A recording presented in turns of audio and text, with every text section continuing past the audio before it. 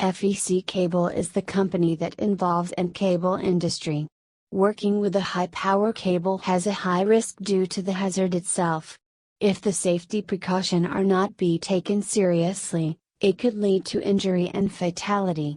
Because of that, it is very important to identify the hazard at the working area, in order to reduce the accident, also to overcome the hazard before the injury occur.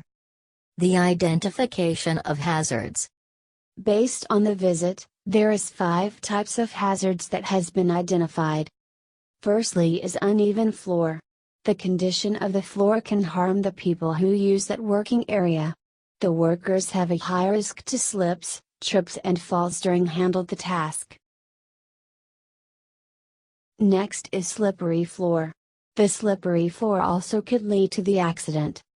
The workers have a high possibility to slip over while carrying the cable or any other material, due to the existence of water on the floor. The obstacle is one of the biggest hazard. Any kind of object that are placed in the middle of pedestrian pathway, regardless their size, is identified as obstacles. The obstacle could lead to injury where if the workers does not notify the object.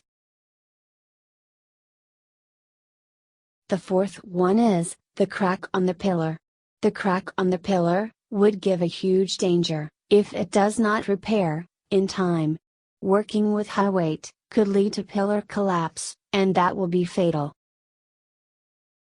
The last one is where there is no barrier between the working area and the track. Due to that, the workers have a high tendency to trips over, because the track have the same color as the floor.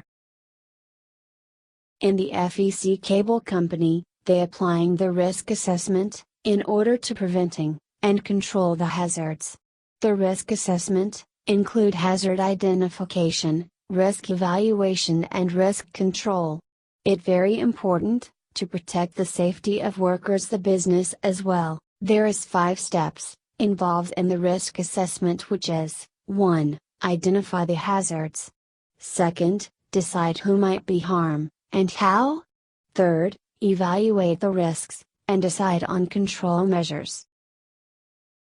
The 4th is record your findings and implement them. And lastly, review your assessment and update if necessary. This is the risk assessment that have been used by the company.